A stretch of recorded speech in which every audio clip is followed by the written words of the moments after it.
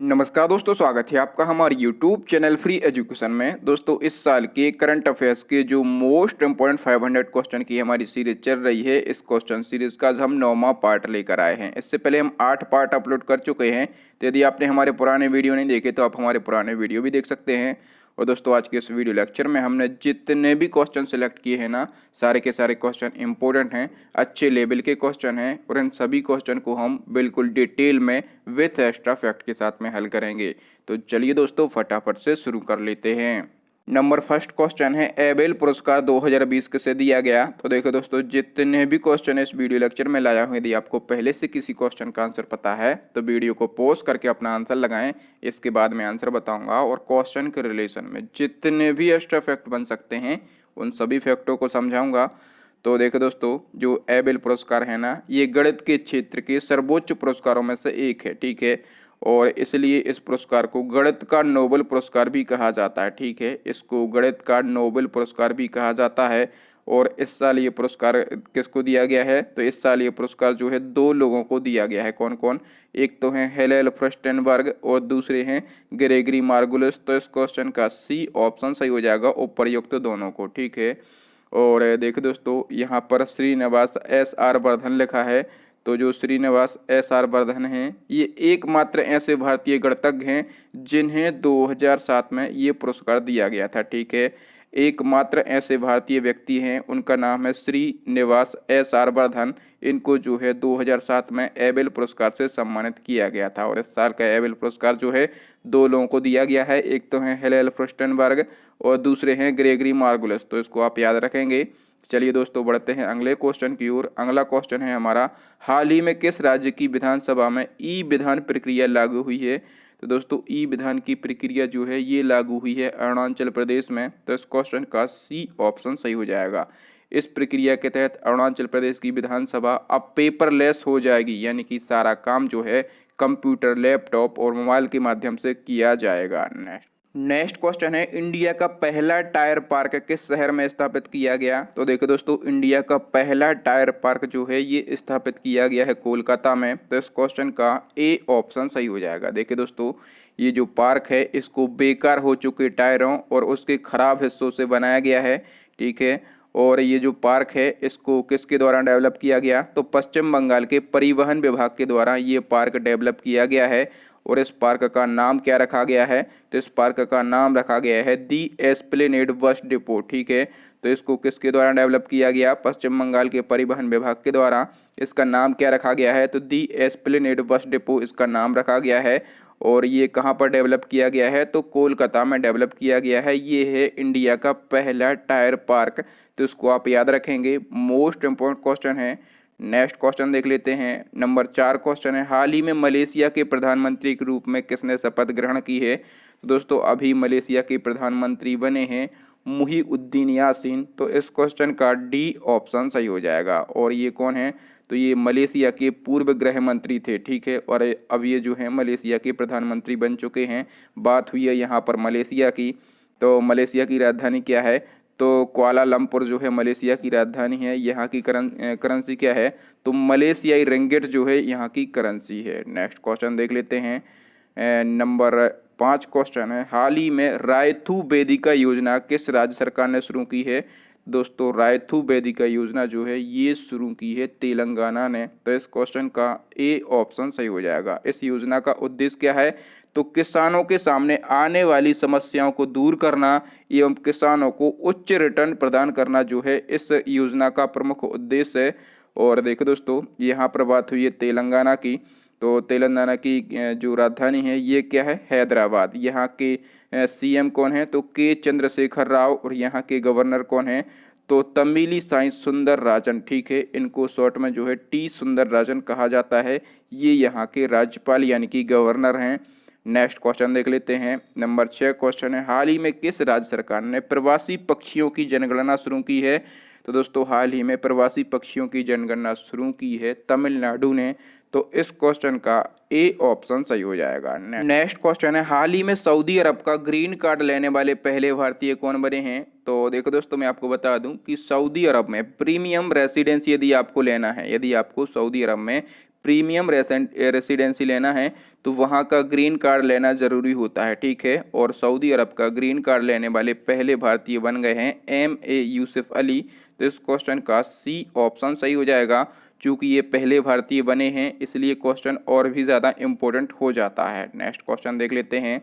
Next question है, पन्ना tiger reserve को UNESCO की world network of biosphere reserve की सूची में शामिल किया गया। तो क्वेश्चन पूछा गया है कि पन्ना टाइगर रिजर्व जो है किस राज्य में स्थित है।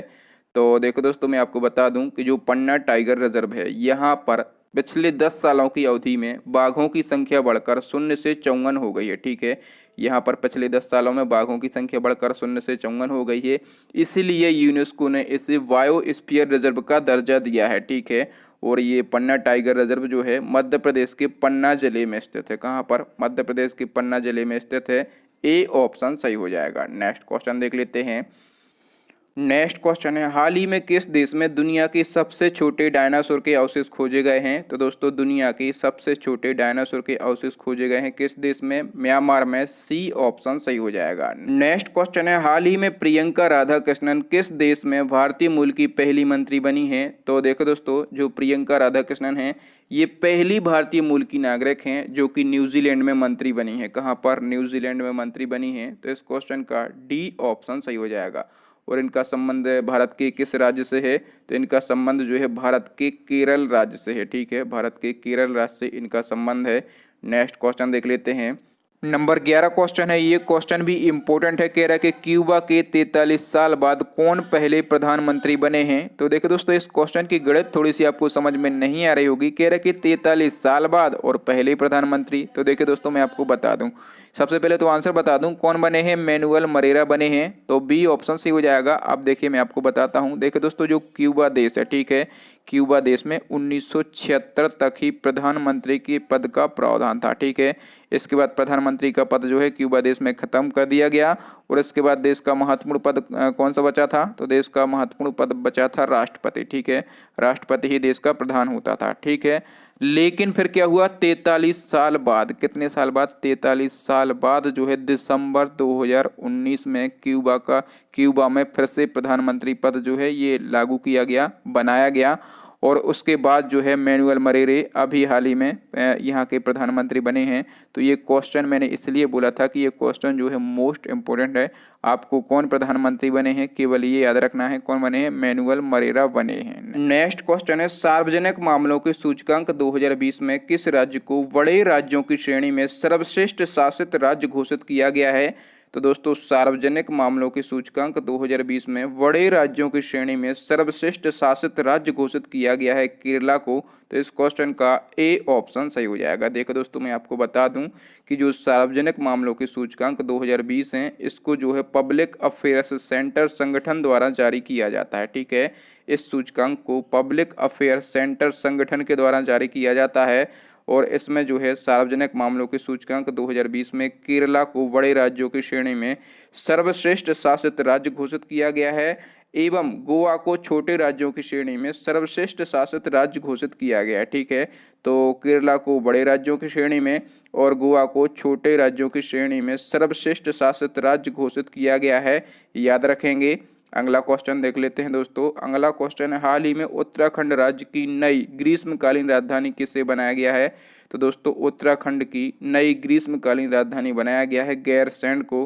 तो इस क्वेश्चन का डी ऑप्शन सही हो जाएगा। देखो दोस्तों, बात हुई है यहाँ पर उत्तराखंड राज्य की। तो उत्तराखंड राज्य की जो राजधानी है वो क्या है? देहरादून, ठीक है। उत्तराखंड की राजधानी क्या है? देहरादून। और ग्रीष्मकालीन राजधानी बनाया गया है गैरसैंण को। और यहाँ के सीएम की यदि हम बात करें तो त्रिवेंद्र सिंह रावत जो हैं यहाँ के सीएम हैं। और यहाँ की गवर्नर कौन है? तो बेबी रानी मौर्य। कौन? बेबी रानी मौर्य जो हैं ये उत्तराखंड राज्य की राज्यपाल हैं। नेक्स्ट क्वेश्चन है, भारत का पहला ई संसाधन केंद्र किस राज्य में स्थापित किया गया। तो देखो दोस्तों, भारत का पहला ई संसाधन केंद्र जो है ये स्थापित किया गया है महाराष्ट्र के नागपुर में। तो इस क्वेश्चन का सी ऑप्शन सही हो जाएगा। चूंकि ये देश का पहला ई संसाधन केंद्र है इसलिए क्वेश्चन और भी ज़्यादा इम्पोर्टेंट हो जाता है। और देखो दोस्तों, आपसे क्वेश्चन पूछा जाएगा कि इसका उद्घाटन किसने किया।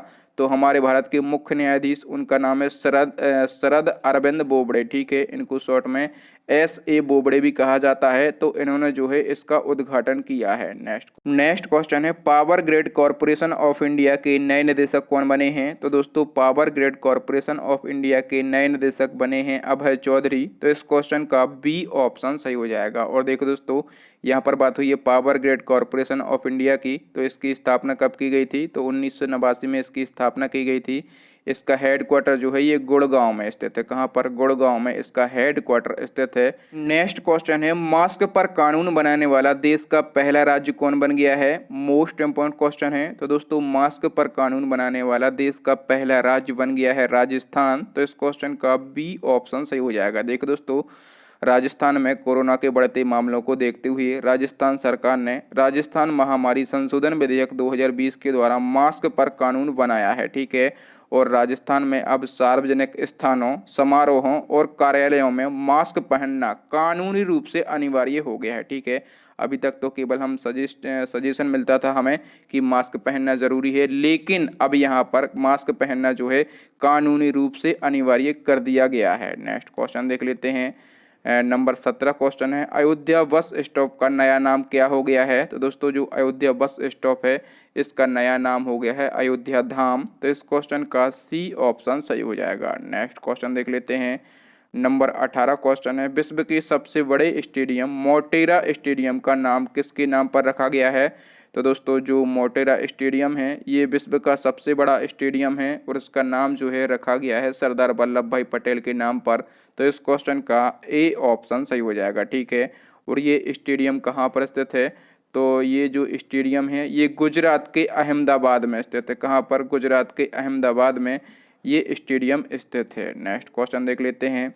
नंबर 19 क्वेश्चन है, एडिडास की ब्रांड एम्बेसडर कौन है? तो दोस्तों एडिडास की जो ब्रांड एम्बेसडर हैं वो है मानुषी छिल्लर। तो इस क्वेश्चन का बी ऑप्शन सही हो जाएगा। नेक्स्ट क्वेश्चन है, India international film festival Boston 2020 में लाइफ टाइम अचीवमेंट अवार्ड 2020 से किस व्यक्ति को सम्मानित किया गया है?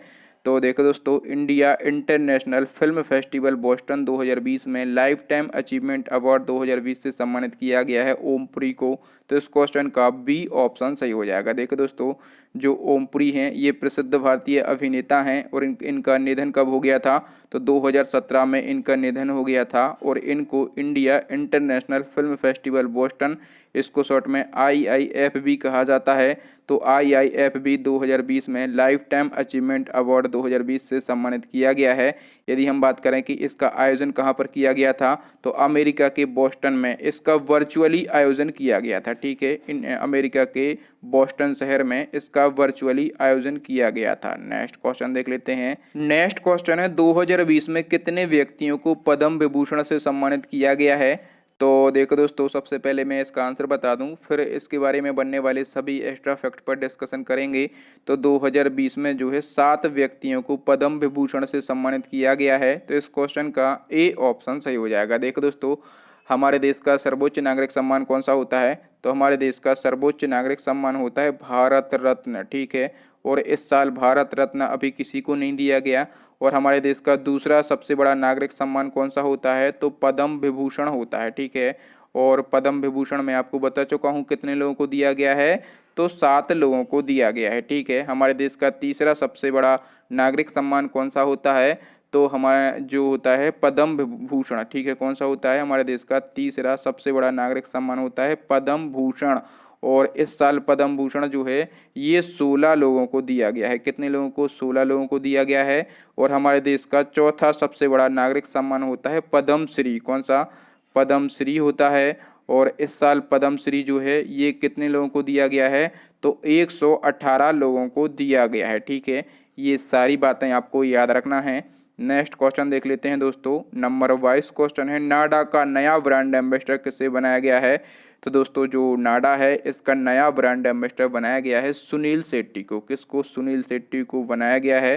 तो इस क्वेश्चन का सी ऑप्शन सही हो जाएगा। और देखो दोस्तों, यहाँ पर बात हुई है नाडा की, तो यदि हम बात करें कि नाडा का फुल फॉर्म क्या होता है, तो नाडा का फुल फॉर्म होता है नेशनल एंटी डोपिंग एजेंसी, ठीक है। इसकी स्थापना कब हुई थी?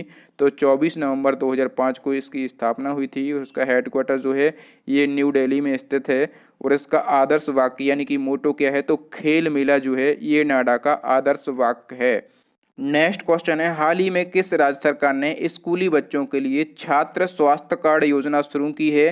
तो दोस्तों स्कूली बच्चों के लिए छात्र स्वास्थ्य कार्ड योजना जो है ये शुरू की थी जम्मू कश्मीर ने। तो इस क्वेश्चन का बी ऑप्शन से हो जाएगा। इस योजना के तहत क्या होगा? तो जम्मू कश्मीर के स्कूली बच्चों के लिए स्वास्थ्य की लगातार जाँच की जाएगी और उनका स्वास्थ्य कार्ड भी बनाया जाएगा, ठीक है। और देखो दोस्तों एक्चुअल में ये जो योजना है इसकी शुरुआत किसने की थी? तो जम्मू कश्मीर के उपराज्यपाल GC मुर्मू यानी कि गिरीश चंद्र मुर्मू ने इसकी शुरुआत की थी। और जो गिरीश चंद्र मुर्मू हैं अब इनको इंडिया का कैग बना दिया गया है, ठीक है। इंडिया का कैग यानी कि भारत का नियंत्रक एवं महालेखा परीक्षक इनको बना दिया गया है। और यदि हम बात करें कि अभी जम्मू कश्मीर के उपराज्यपाल कौन है वर्तमान में, तो जो जम्मू कश्मीर के नए उपराज्यपाल बने हैं वो बने हैं मनोज सिन्हा, ठीक है। तो मनोज सिन्हा जो हैं ये जम्मू कश्मीर के नए उपराज्यपाल हैं। नेक्स्ट क्वेश्चन देख लेते हैं दोस्तों। अगला क्वेश्चन कह रहा है कि पर्यावरण प्रदर्शन सूचकांक 2020 में भारत कौन से स्थान पर रहा है? तो दोस्तों जो पर्यावरण प्रदर्शन सूचकांक 2020 है इसमें भारत रहा है 168वें स्थान पर। तो इस क्वेश्चन का ए ऑप्शन सही हो जाएगा, ठीक है। 180 देशों में भारत जो है ये 168वें स्थान पर रहा है। यदि हम बात करें कि पहले स्थान पर कौन सा देश रहा है, तो पहले स्थान पर रहा है डेनमार्क देश, ठीक है। और लग्जमबर्ग ये दूसरे स्थान पर है। स्विट्जरलैंड जो है ये तीसरे स्थान पर है। और सबसे लास्ट पायदान पर यानी कि 180वें स्थान पर कौन सा देश है? तो जो नाइजीरिया है, जो नाइजीरिया है ये सबसे लास्ट पायदान पर यानी कि 180वें स्थान पर है। तो ये सारे फैक्ट आपको याद रखना है। नेक्स्ट क्वेश्चन है, फीफा वर्ल्ड कप का 22वां संस्करण कहाँ आयोजित किया जाएगा? तो देखो दोस्तों जो फीफा वर्ल्ड कप है इसका 22वां संस्करण आयोजित किया जाएगा कतर में। तो इस क्वेश्चन का ए ऑप्शन सही हो जाएगा, ठीक है। और इसके 22वें संस्करण का आयोजन कब किया जाएगा? तो 2022 में इसका आयोजन किया जाएगा। अब देखो दोस्तों यहाँ पर बात हुई है कतर देश की। तो जो कतर देश है इसकी राजधानी हमेशा एग्जाम में पूछी जाती है। इसकी राजधानी जो है दोहा है, ठीक है। और यहाँ की करेंसी क्या है? तो रियाल जो है ये कतर देश की करेंसी है। और देखो दोस्तों यहाँ पर बात हुई है फीफा की। तो जो फीफा है इसका फुल फॉर्म क्या होता है? तो इसका फुल फॉर्म होता है फेडरेशन इंटरनेशनल फुटबॉल एसोसिएशन। इसकी स्थापना कब की गई थी? तो 1904 में इसकी स्थापना की गई थी। और इसका हेड क्वार्टर जो है ज्यूरिख स्विट्जरलैंड में स्थित है, ठीक है। ज्यूरिख स्विट्जरलैंड में इसका हेड क्वार्टर स्थित है। तो दोस्तों यहाँ पर हमारे 25 क्वेश्चन फिनिश होते हैं। अब नेक्स्ट एंड लास्ट क्वेश्चन है आपके लिए चैलेंजिंग क्वेश्चन है जो कि हम पूछते हैं हमारे प्रीवियस वीडियो से। क्वेश्चन कह रहा है कि कौन सा राज्य सब्जियों के लिए न्यूनतम मूल्य तय करने वाला भारत का पहला राज्य बन गया है, ठीक है। आपके लिए 4 ऑप्शन दिए गए हैं और जो भी इसका आंसर हो उसका आपको लिखना है कि वर्तमान में वहाँ के CM कौन है और वर्तमान में वहाँ के गवर्नर कौन है, ठीक है। तो थैंक यू दोस्तों, वीडियो देखने के लिए बहुत बहुत धन्यवाद। आपको वीडियो कैसा लगा ईमानदारी से हमें कमेंट करके ज़रूर बताएं। और हाँ, यदि आपको वीडियो अच्छा लगा हो ना तो प्लीज़ इस वीडियो को लाइक करें और कम से कम अपने 5 दोस्तों के साथ इस वीडियो को शेयर करें। आपके मोबाइल में व्हाट्सअप में जितने भी स्टडी से रिलेटेड ग्रुप हों उन सभी ग्रुप में इस वीडियो को शेयर करें। हमारे चैनल को जिन लोगों ने सब्सक्राइब नहीं किया है वो सब्सक्राइब कर लें, साथ में दबा लें बेल आइकन, ताकि जब भी मैं कोई नया वीडियो डालूं तो उसका नोटिफिकेशन आपको मिल जाए, आप हमारा वीडियो सबसे पहले देख पाएँ। और देखो दोस्तों जो हमारी 500 मोस्ट इंपॉर्टेंट क्वेश्चन की सीरीज चल रही है, यदि आप उसके सारे पार्ट एक साथ देखना चाहें तो आप यहाँ पर आई बटन में मैंने प्लेलिस्ट की लिंक दी है, आप यहाँ से देख सकते हैं। या फिर नीचे डिस्क्रिप्शन से आप हमारे सारे पार्ट देख सकते हैं। या फिर अभी आपको स्क्रीन पर 3 महत्वपूर्ण वीडियो दिख रहे होंगे, इन वीडियो को ज़रूर देख लें। थैंक यू दोस्तों, मैं मिलता हूँ आपको किसी नए वीडियो में किसी नए टॉपिक के साथ। तब तक के लिए जय हिंद, जय भारत, वंदे मातरम।